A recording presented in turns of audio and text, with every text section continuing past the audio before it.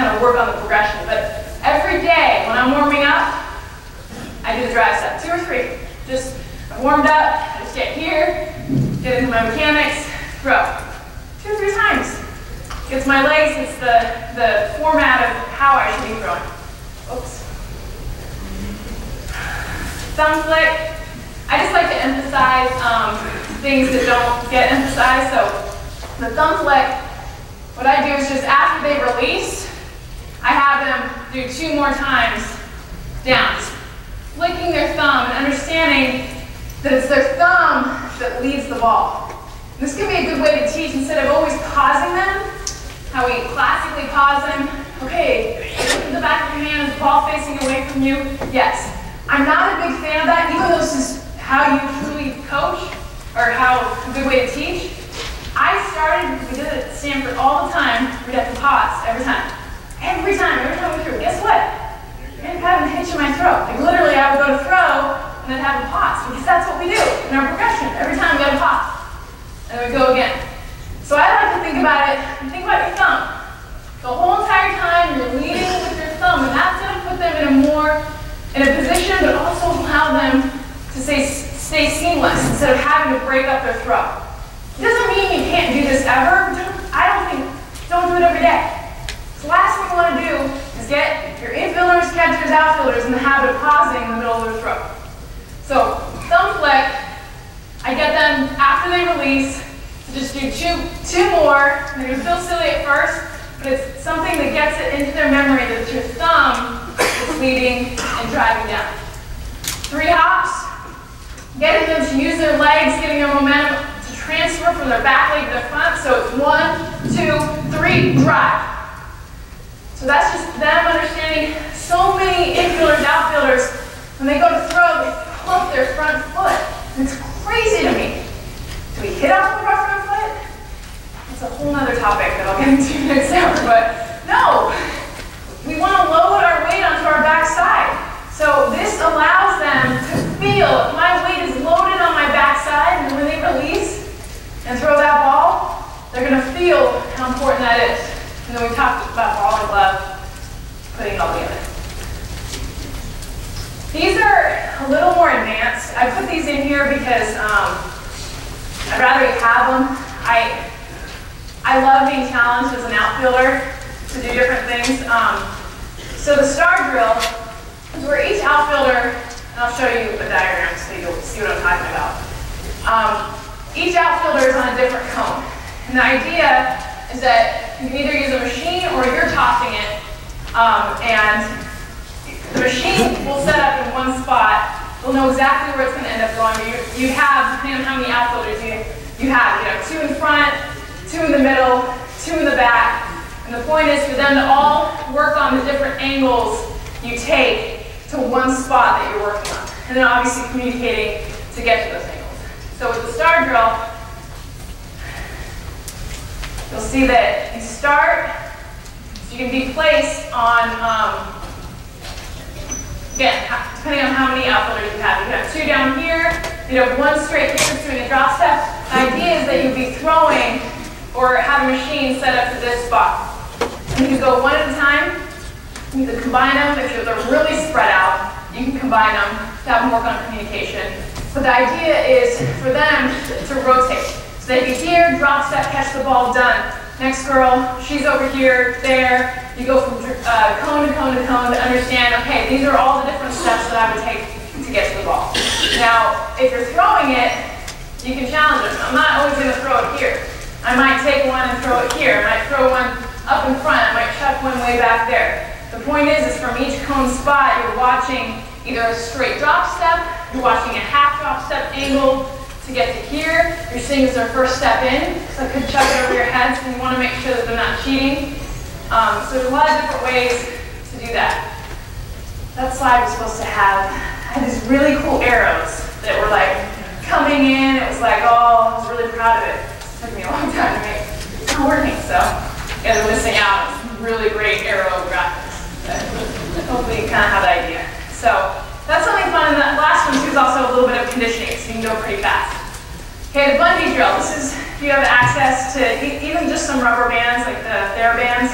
If you do have a actual bungee you can strap into. So I would be in the bungee, have 2 people on the side, and basically what you're working on is very short distance, but I'd have a coach a few feet in front of me, tossing me balls in different angles. And because I have a bungee, it's literally just a couple steps. So all of a sudden over my head, with resistance, I'm working on going back, I'm going forward. The best part about this is it really helps with muscle strength and conditioning on very specific muscles that you use for the outfield.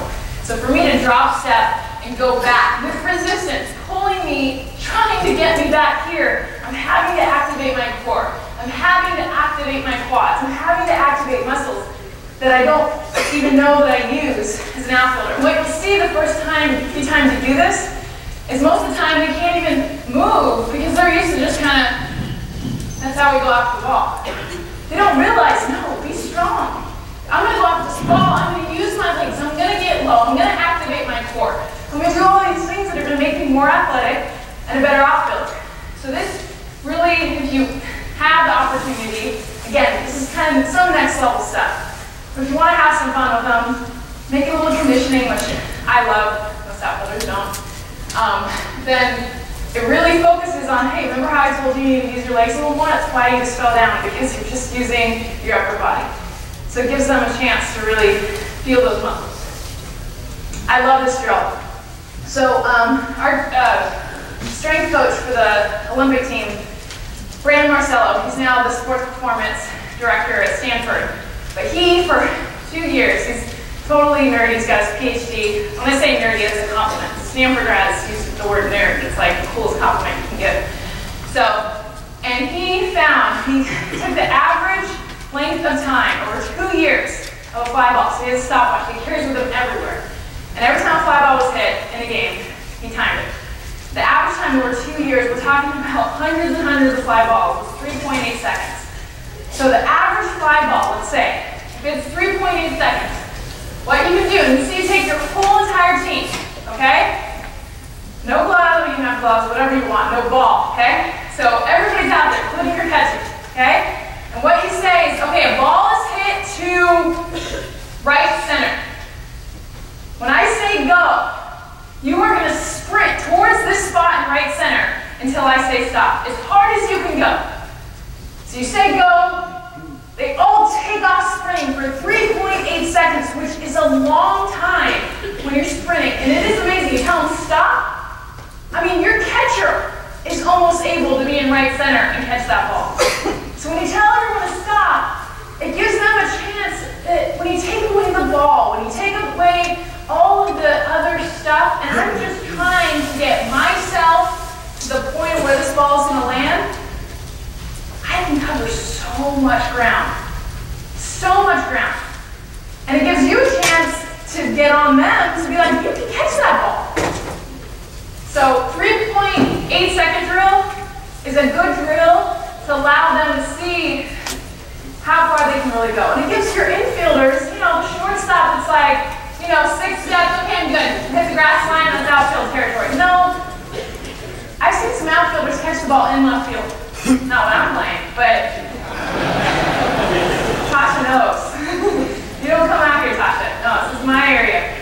But it's awesome for me to know that if I fall down or something, you know, sniper gets me, like I know she can probably come out here and get some balls.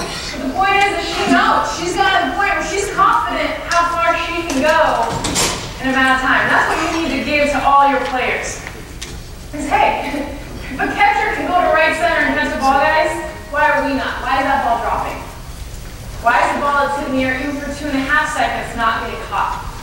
So it's an opportunity for you guys to kind of teach.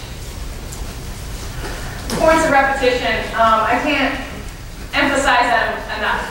Talks about a lot of different things, and unless we are able to have it as a reaction, then it's never going to be able to happen in the game. So when it's game time, I'm not thinking. Last thing I want to think about are my feet and my drop step and my drive step and my heels getting turned. It has to be reactionary. And as you know as coaches, it takes time. So give your outfielders some love for one, right? Maybe have a day where like the head coach works But the outfield, whoa. Maybe don't just hit balls from like the side and have them throw it in, but I didn't get to this, but throwing the bases is huge, regularly. I mean, it's unbelievable to me how many times I threw to the side of the field, and I had that down. If I ever needed to hit a cut out on the foul territory, I mean, I was golden. Unfortunately, that never happened for some reason, and I always had to throw on a perfect hop to third base, or a perfect hop to home when I'm running all the way down the line and fielding a ground ball. To visually have that place, because every field is the same dimensions when you talk about bases, right? So work on that. It's great for your infielders and your catchers too. So when we talk about hand grenades, they need help with the not perfect hops, which is more times than not the hops that they're going to get. So for them to be able to practice the short hops, the 6 hops, the no hop, here it comes over my head. So have your outfielders throw the bases regularly so they're able to visualize that and know if I come down to the side and I'm coming through this way, I know exactly where to release the ball and get rid of it to get that perfect hop. So that's pretty much what I have. I know before I open up for questions, the one thing I said that I would, is some drills with the drop step and the head turn. Basically what we would just do is, again, football, it's like a running back drill. Is I would be here with my coach, and a lot of you guys might have seen these. These aren't new or innovative, but they work. And you're going to yell go and point with either your glove or your throwing hand.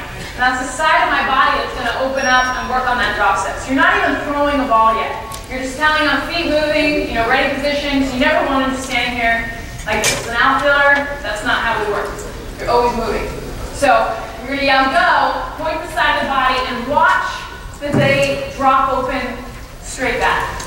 Okay? 9 out of 10 times in the beginning, you guys, they're going to be here and go to the side. Okay? You want to make sure they're dropping straight back. And secondly, they know how to sprint straight back. So the next thing you see them do is here, they're going to kind of shuffle and go back. So without even throwing the ball, see how the drop steps look. Have them take 6, 7 straight steps back. Then you incorporate a ball, second, third time through. Now you're challenging them, drop step, and now, I know, crazy, catch a ball. 2 things. Then from there, same exact thing with the turns. Feet moving, you yell go to one side or the other. They're going to drop step. When you yell go again, they're going to practice the reverse drop step and go with that no ball, so they kind of feel comfortable with the footwork.